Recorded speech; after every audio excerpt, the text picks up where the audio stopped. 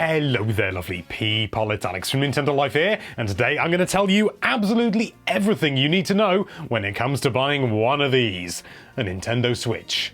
Let's get into it. First of all, the console itself. Now, you'll have a variety of different options, and they basically boil down to whether you get a game with it and what color Joy-Cons you have. You can find a Switch that comes with grey Joy-Cons, you can find one like this that will come with the neon Joy-Cons, and you can get other ones as well, like a Super Mario Odyssey one that comes with red Joy-Cons and a Super Mario Odyssey download code, which is very tasty. No matter what you buy though, the main console will always be the same. It'll never come with more storage or anything like that. The actual base unit will always be identical, so it's nice and easy. But what about the most important thing in regards to the Switch? Of course, I'm talking about the games. Well, to say that there are a lot of games for the Switch is a massive understatement, and there are so many fantastic titles out there, we couldn't possibly list them all, because we've recently done that in a recent video. But to give you a really rough idea, I would say some of the best games that are out there are Super Mario Odyssey, The Legend of Zelda Breath of the Wild, Splatoon 2, and,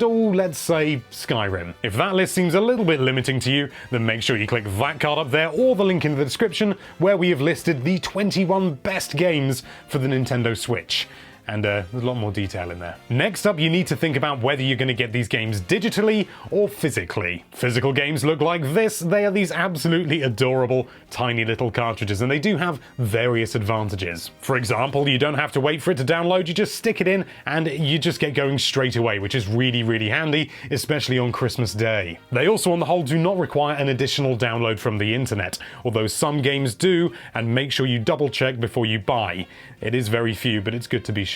The other option is to download all of your games, and that brings with it additional advantages. Although you will have to wait for them to download onto your system, they will always be there, and you don't have to bring along additional cards like you do with physical ones. However, if you do plan on downloading all your games, you're probably going to need to buy some additional storage in the form of a microSD card. MicroSD cards come in a variety of different sizes, and we would personally recommend 64 gigabytes, simply because they're fairly low cost and fairly high storage. If you think you're going to be downloading a lot of very big games, you can of course go bigger, but do be aware that the price goes up as well. If you plan on playing a lot using the Nintendo Switch dock so that you're playing on a TV rather than on the system as a handheld, you are probably going to be using this an awful lot. This is the grip for the Nintendo Switch Joy-Cons, and it comes with the system, so you don't need to worry about that. It's more like a traditional controller. The advantage of the Joy-Cons is that if you like, you can use them as two controllers as well by putting them on their side, and various different games offer various different forms of multiplayer using this system.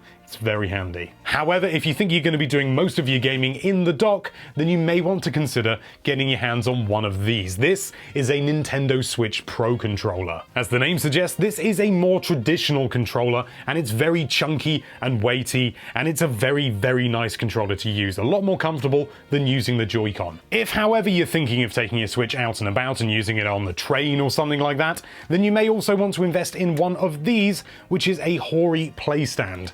This noisy little thing folds out like this, and if I can do it properly, it folds out like this and allows you to rest your Nintendo Switch on there like that and have it almost like as a little arcade. Lastly, if you're going to be taking it on the go a lot, you may want to invest in a power bank. These are basically gigantic batteries that allow you to charge your Switch wherever you like. You don't even need to be near a power source, because it is the power source. If you're going to be doing that, you're going to need to pick up one of these, which is a USB-C charging cable, in order to make sure that you can charge your Switch from it, because you need a cable. And I reckon that just about sums it up. If you want to get your hands on any of the products featured in this video, then make sure you check the link in the description for some affiliate links. If you purchase anything through these links, a small portion may go to help Nintendo Life and keep the lights on for me.